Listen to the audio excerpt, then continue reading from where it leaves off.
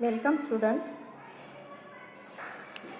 आज आपण पाहणार आहोत मॅरेज हा युनिट फर्स्ट BA थर्ड इयरचा definition and function of marriage. तर आज आपल्याला विवाह हा युनिट पाहायचा आहे. तर विवाह म्हणजे काय आणि विवाहाची व्याख्या काय आहे, विवाह कशाला म्हणायचा आहे, हे आज आपण या युनिटमध्ये पाहणार आहोत. तर हर्बर्ट स्पेन्सर हे विकासवादी सिद्धांताचे एक प्रणेता आहेत आणि त्यांच्या मते जे आहे ते सुरुवातीला समाजामध्ये जे आहे ते कुटुंब व्यवस्था अस्तित्वात नव्हती आणि स्त्री पुरुष लैंगिक संबंधांचे स्वरूप निश्चित झालेले नव्हते. त्यामुळे लैंगिक संबंधाबाबत स्वैराचार होता आणि समाजाच्या विकासाबरोबरच समाजात एक प्रकारची नियंत्रित व्यवस्था निर्माण झाली. आज समाजामध्ये प्रचलित आणि मान्य असलेला एक विवाह हा टप्पा गाठला गेलेला आहे. अशा प्रकारे विवाह हा स्वैराचार असल्यामुळे विवाह हे बंधन समाजाला मान्य झालेले आहे, म्हणून आपण विवाह हा एक टप्पा गाठला गेलेला आहे. आता विवाहाची संकल्पना जर पाहायची म्हणले तर विवाह या संकल्पनेमध्ये आपण त्याचा विग्रह किंवा आपण त्याला संधी म्हणू तर वि अधिक वाह. तर वि म्हणजे दुसरा आणि वाह म्हणजे वाहून नेणे, म्हणजे एकाने दुसऱ्याला आयुष्यभर त्याच्या गुणदोषासह वाहून नेणे हा होय, किंवा त्याला गुणदोषासह स्वीकारणे हे होय, किंवा ही उद्धत कल्पना आहे असं आपण समजूया. तर या पाठीमागे हीच एक कल्पना आहे. तर लैंगिक तृप्तीसाठी व प्रजोत्पादनासाठी तसेच धार्मिक आचरणासाठी पती व पत्नी या दोघांनी एकमेकांची साथ देणे ही संकल्पना या विवाहामागे आहे. म्हणूनच हिंदू विवाह या संकल्पनेमागे प्रामुख्याने 3 उद्देश सांगितलेले आहेत. आता ते 3 उद्देश कोणते आहेत? तर नंबर 1 आहे धर्म, नंबर 2 आहे प्रजा आणि नंबर 3 जो आहे ते आहे रती. मग धर्मामध्ये काय येतं? धर्मामध्ये आहे व्रत, वैकल्य, धार्मिक आचरण आणि यज्ञ याग इत्यादी. प्रजामध्ये काय आहे? प्रजोत्पादन करणे, स्वतःचे वंशज निर्माण करणे आणि रतीमध्ये काम वासनेची तृप्ती करणे. तर या 3 उद्देशामध्ये किंवा 3 उद्देशामागे धर्म या उद्देशाला विवाहित अग्रणी स्थान दिले आहे. विवाहाला हे काय आहे की अग्रणी स्थान दिलेलं आहे किंवा प्राथमिक स्थान दिलेलं आहे. या 3 उद्देशामध्ये त्या काळी हिंदू समाजावर काय आहे? धर्माचा जबरदस्त पगडा होता. कारण हिंदू पुरुषांच्या जीवनाचा हेतू जर आपण पाहिला तर ते धर्म, अर्थ, काम, मोक्ष असे 4 पुरुषार्थ सांगितले आहेत. म्हणजेच पुरुषाच्या जीवनामध्ये विवाह आणि धार्मिक आचरणाला अग्रस्थान किंवा प्रमुख स्थान देण्यात आलेले आहे. तर अशा प्रकारे हे आपण विवाहाची संकल्पना पाहिलेली आहे. तर विवाहामध्ये आणखी काय आहे? तर विवाह ही एक कल्पना हिंदू समाजात भव्य आणि उदात्त तेजस्वी कल्पना मानली गेलेली आहे. विवाह या शब्दाचा उच्चार करताच अशी एक अवस्था डोळ्यासमोर येते की ज्या अवस्थेमध्ये पती आणि पत्नी या दोघांनी स्वतःच्या वैयक्तिक दोघांच्या आशा आणि आकांक्षा, अभिरुची या बाजूला ठेवून परस्परांचा विचार करावा लागतो. कारण आदर्श वैवाहिक आयुष्य व्यतीत करावायचे असते. तर पती पत्नी दोघांच्याही बाजूने समायोजन, तडजोड आणि त्याग म्हणजेच ॲडजस्टमेंट, कॉम्प्रोमाइज आणि सॅक्रिफाईस या 3 गोष्टींना महत्त्व दिलेले आहे. विवाह संस्थेमध्ये या 3 गोष्टींना महत्त्व दिलेलं आहे. कारण या 3 गोष्टी ज्या आहेत, ज्या आवश्यक मानले गेलेले आहेत, म्हणूनच विवाह हे धार्मिक बंधन, समायोजन, तडजोड, त्याग या धाग्यांनी गुंफलेले दिसत आहे.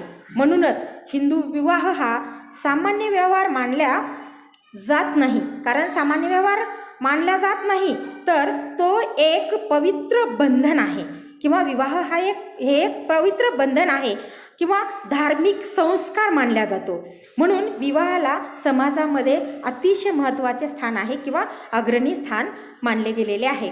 तर अशा प्रकारे विवाह म्हणजे काय, विवाहाच्या ह्या अशा प्रकारे व्याख्या आहेत की विवाहामध्ये काय नेमकं आवश्यक असतं. तर आपल्या जीवनामध्ये किंवा आपण दैनंदिन वागत असताना आपल्याला काय गरज आहे, पती पत्नी म्हणून ज्यावेळेस आपण एकमेकाचा स्वीकार करतो त्यावेळेस आपल्याला समायोजन म्हणजेच ॲडजस्टमेंट, तडजोड, सॅक्रिफाईस तडजोड म्हणजे कॉम्प्रोमाइज आणि त्याग, सॅक्रिफाईस, ह्या 3 गोष्टी आपल्या जीवनामध्ये आवश्यक असतात. अशा प्रकारे हे विवाह हे बंधन आहे किंवा विवाह हे पती पत्नीमधील अद्वैत एक अभिन्न आहे असे जरी म्हटले तरी प्रत्यक्षात स्त्रियांच्या जीवनाचे आद्य एकमेव कर्तव्य आणि पतिव्रता धर्माचे पालन करणे हे समजले जाते. अशा प्रकारे तर आपल्याला पुढचा जो पॉईंट पाहायचा आहे तो आहे फंक्शन. आता फंक्शन म्हणजे काय की कार्य कोणकोणती आहेत. समजा विवाहाची कार्य कोणकोणती आहेत, तर विवाह केल्यानंतर सुद्धा जीवनामध्ये काय काय कार्य करावे लागते किंवा विवाहाची कार्य कोणकोणती आहेत हे आपल्याला पाहायचं आहे. तर विवाहाची कार्य आपल्याला 9 प्रकारचे सांगता येतील. कामवासनेची तृप्ती, प्रोजोत्पादन, संततीचे संगोपन, नंबर 3 आहे वंशपरंपरा वाढविणे, 4 आहे अधिकाराची प्राप्ती आणि 5 आहे कुटुंब स्थापना, 6 आहे आंतरसमूह संबंध वाढविणे आणि 7 आहे आर्थिक सहकार्य आणि संपत्तीविषयक हक्क. अशा प्रकारचे हे जे 7-8 कार्य आहेत हे आपण सविस्तर पाहूयात. आता विवाहाचं कार्य म्हटलं तर कामवासनेची तृप्ती. आता कामवासनेची तृप्ती म्हटल्यानंतर ही जैविक गरज आहे. कामवासनेची तृप्ती किंवा हे जे कार्य आहे कामवासनेची तृप्ती ही जैविक गरज आहे. लोकांच्या लैंगिक वर्तनावर नियंत्रण ठेवण्याची समाजाला नित्यंत आवश्यकता आहे किंवा गरज असते. सामाजिक नियंत्रण राखण्यासाठी विवाह संस्था हे महत्त्वाचे कार्य करत असते. नंबर 2 आहे नंबर 2 जो आहे तो प्रजोत्पादन आणि संततीचे संगोपन. आता विवाहामध्ये केवळ कामवासनेच्या पूर्तीलाच अनुमती दिली जात नाही तर प्रजोत्पादनाचे कार्यसुद्धा अनिवार्य आहे किंवा समजले जाते. अशा प्रकारे समाजामध्ये सातत्य राखण्यासाठी प्रजोत्पादन आवश्यक असते आणि प्रजा स्वस्थ असायला पाहिजे. प्रजोत्पादनाचे जर महत्त्वाचे कारण जे कार्य जे आहे ते आहे जे समाजामध्ये सातत्य राखणे आणि प्रजोत्पादन आवश्यक असल्यामुळे जी झालेली जनता आहे किंवा निर्माण झालेली प्रजा आहे ती कशी असली पाहिजे, ती स्वस्थ असली पाहिजे. हा या विवाह मागेलचा उद्देश आहे आणि ही विवाह संस्था यासाठी मदत करत असते आणि हे कार्य पती पत्नीवर सोपविलेले असते किंवा ते सोपवल्या जाते. नंबर पुढचा जो आहे ते वंशपरंपरा वाढविणे. वंशपरंपरा वाढविणे म्हणजे काय की विवाहामुळे वंशपरंपरा वाढविली जाते किंवा ठरवली जाते. वंशपरंपरेने मालमत्तेचे अधिकारसुद्धा ठरतात. उत्तराधिकार निश्चित केले जातात.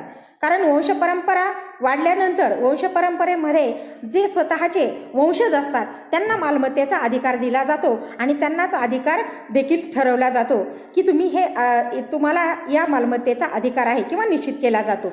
विवाहामुळे केवळ स्त्री पुरुष एकत्र येत नाहीत तर 2 कुटुंबाचे संबंध जोडले जातात.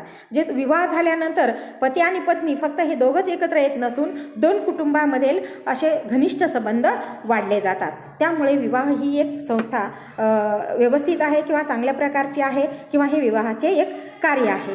नंबर पुढचा जो आहे तो अधिकाराची प्राप्ती. आता अधिकाराची प्राप्ती आहे तर विवाहाच्या माध्यमातून व्यक्तीला विशिष्ट अधिकार प्राप्त होतात.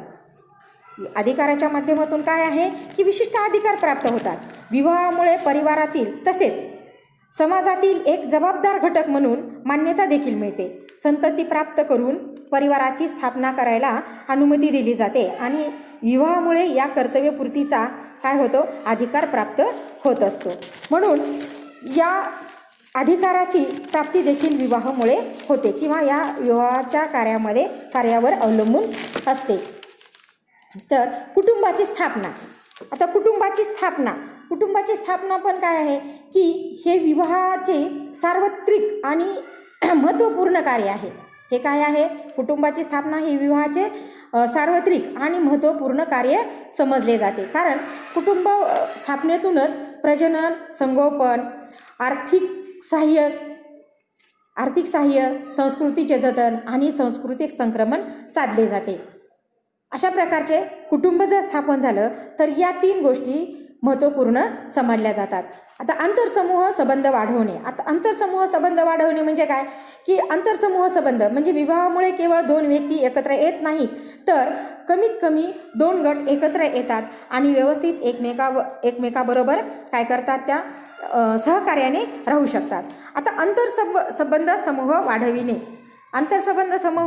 संबंध वाढविणे म्हणजे काय तर 2 व्यक्ती एकत्र आल्यानंतर एकत्र येऊन ते कमीत कमी 2 गट एकत्र येऊन हे सुखासमाधानाने नांदू शकतात.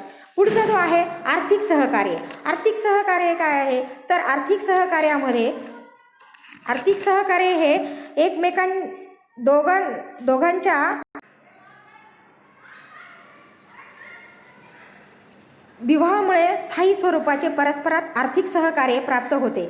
म्हणून पूर्वीच्या काळी आणि आजही काही जनजातीमध्ये किंवा कृषी कार्यात श्रमिक सदस्य अधिक उपलब्ध व्हावेत. श्रमिक सदस्य म्हणजे काय की काम करणारे, घरात काम करणारे किंवा कुटुंबामध्ये काम करणारे मेंबर हे जास्त वाढावेत, म्हणून एकापेक्षा अधिक स्त्रियांशी विवाह करण्याची सुद्धा प्रवृत्ती आपल्याला पूर्वीच्या काळी दिसून येत होती. आणि कुटुंबामध्ये आर्थिक सहकार्य विवाहामुळे साधल्या जात असे. आणि व्यक्तीमध्ये अनेक गरजा पूर्ण करण्याचे माध्यम हे पैसा समजले जाते. त्यामुळे विवाह संस्थेच्या माध्यमातून आबाल, वृद्ध, अपंग यांची आर्थिक गरजसुद्धा काय आहे तर भागविण्याचे कार्य घडून आणले जाते. असे हे विवाहाचे कार्य वेगवेगळ्या प्रकारचे आहेत. आता शेवटचा जो पॉईंट आहे तो आहे संपत्ती विषयक हक्क. आता विवाहामुळे संपत्तीविषयक सुद्धा हक्क प्राप्त होऊ शकतात. आता संपत्तीविषयक हक्क म्हणजेच काय तर काही समजा घराण्यामध्ये वडिलोपार्जित इस्टेट असते, म्हणजे आपल्या वाडवडिलांची किंवा पूर्वजांची जी इस्टेट असते किंवा उद्योग परंपरा असते. विवाहामुळे पती पत्नीत देखील पतीच्या इस्टेटींचा वारसा हक्क हे पत्नीला असू शकतो. पतीच्या मृत्यूनंतर पत्नीला त्याच्या इस्टेटीचा किंवा संपत्तीचा वारसा पतीच्या मृत्यूनंतर तिला प्राप्त होऊ शकतो. तसेच मुलांना देखील प्राप्त होऊ शकतो. हे महत्त्वपूर्ण कार्य विवाहामुळे शक्य झालेले आपल्याला दिसून येते. तर अशा प्रकारे हे कार्य जे विवाहामुळे साधले जाते त्याला त्या विशिष्ट समाजाती मान्यता प्राप्त करून घेणे हाच त्यामागचा एक प्रकारचा हेतू असतो किंवा उद्देश असतो. तर आज आपण विवाह म्हणजे काय आणि विवाहाची कार्य कोणकोणती आहेत हे चॅप्टर आपण पाहिलेलं आहे. आता इथपर्यंत समजलेलं आहे. जर काही समजलं नसेल तर तुम्ही मला विचारू शकता. धन्यवाद स्टुडंट.